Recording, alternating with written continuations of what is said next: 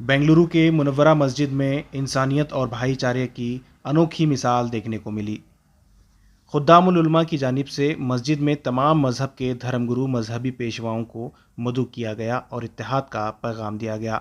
शहर के मारूफ समाजी कारकुन और खुद्दामुल उलमा के सदर हाफिजुल्लाह शरीफ ने इस प्रोग्राम की सदारत की। इस मौके पर चित्रदुर्गा के स्वामी डॉक्टर विजेंद्र ने कहा कि इस्लाम अमन और भाईचारे का मजहब है। इस प्रोग्राम में तमाम सियासी मजहबी जमातों के अरकान मौजूद थे। स्वामी, उलमा और सूफ़ी हजरात भी इसमें शामिल रहे। तमाम मज़हब के लोगों ने एक ही पैगाम दिया कि तमाम लोगों को इत्तेहाद के साथ मिलजुल कर रहना चाहिए। हाफिजुल्लाह शरीफ ने कहा कि वो उलमा की खिदमत करना चाहते हैं और साथ ही साथ तमाम अवाम को इत्तेहाद और भाईचारे का पैगाम देना चाहते हैं। इसी गरज से उन्होंने अपनी तंजीम का आगाज़ किया था। ಒಳ್ಳೆಯವರಿದ್ದಾರೆ ಕೆಟ್ಟವರಿದ್ದಾರೆ ಅಲ್ವಾ?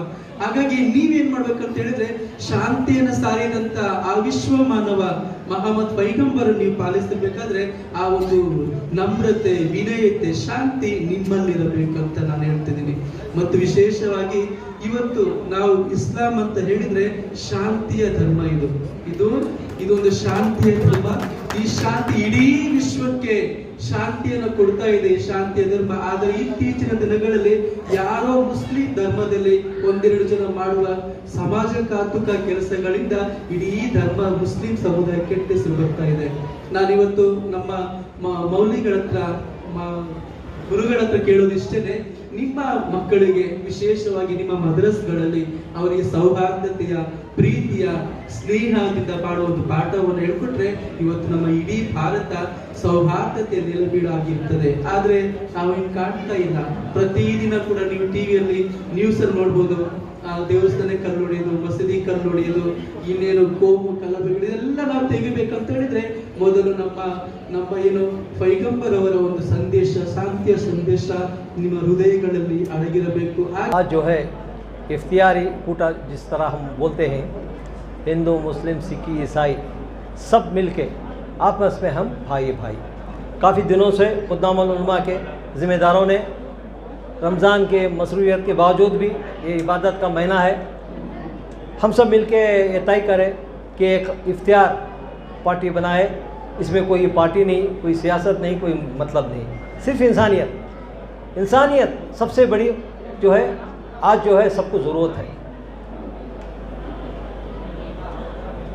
दर्द और दिल के वास्ते पैदा किया इंसान को, वरना ताआत के लिए कुछ कम नहीं करो भाई।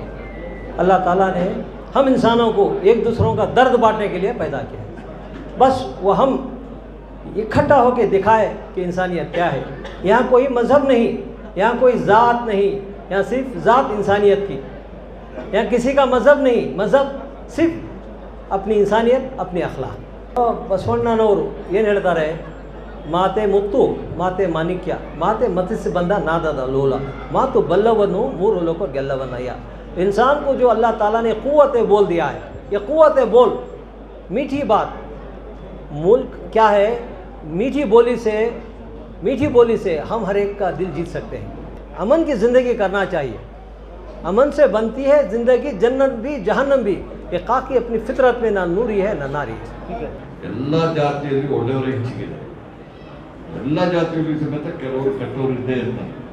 ಅದಕ್ಕೋಸ್ಕರವಾಗಿ ನಾವು ಒಳ್ಳೆಯವರು ಇದ್ರ ವಿಚಾರದಲ್ಲಿ ಧರ್ಮ ಇವತ್ತು ನಾನು ಅಭಿನಂದನೆಗಳು ಸಲ್ಲಿಸ್ತಾ ಇದ್ದೀನಿ. ಇವತ್ತು ಈ ಒಂದು ಸಮ್ಮೇಳನ ಏರ್ಪಾಡು ಮಾಡಿ ಸರ್ವ ಧರ್ಮ ಎಲ್ಲ ಸೇರಿ ಚೆನ್ನಾಗಿರ್ಬೇಕಂತ ಉದ್ದೇಶದಿಂದ ಎಲ್ಲ ಧರ್ಮವನ್ನು ಕಳಿಸ್ಬಿಟ್ಟು ಇವತ್ತು ಈ ಒಂದು ಆಯೋಜನೆ ಮಾಡಿದ್ದಾರೆ. ಇದೇ ರೀತಿ ಎಲ್ಲ ಕಡೆನೂ ಆಗಬೇಕು. ನಾವು ಯಾವುದೇ ಭಾವ ಇರ್ತಿರ್ತದೆ, ನಾವು ಎಮೋಷನಲ್ ಆಗಿ ಯಾವುದಕ್ಕೂ ರಿಯಾಕ್ಟ್ ಮಾಡಬಾರ್ದು. ಎಮೋಷನಲ್ ಆಗಿ ರಿಯಾಕ್ಟ್ ಮಾಡಿದ್ರೆ ಬಹುಶಃ ತೊಂದರೆ ಆಗ್ತದೆ. ನಾವು ಯಾವುದೇ ವಿಚಾರದಲ್ಲಿ ಸಮೇತ ಯಾರೇ ತಪ್ಪು ಮಾಡಿದ್ರು ಕಾನೂನು ಪ್ರಕಾರವಾಗಿ ಅವ್ರ ಮೇಲೆ ಕ್ರಮ ತಗೊಳ್ತಿದ್ರೆ ಅದಕ್ಕೆ ನಮಗೆ ಮಹಾತ್ಮ ಗಾಂಧೀಜಿಯವರು ದಾರಿ ಮಾಡಿಕೊಟ್ಟಿದ್ದಾರೆ. ಯಾವುದನ್ನು ಬಿಟ್ಟರೆ ಸತ್ಯಾಗ್ರಹ, ಅಹಿಂಸಾ ರೂಪದಲ್ಲಿ ನಾವು ಚಳವಳಿಯನ್ನು ಮಾಡಬೇಕಾಗುತ್ತೆ.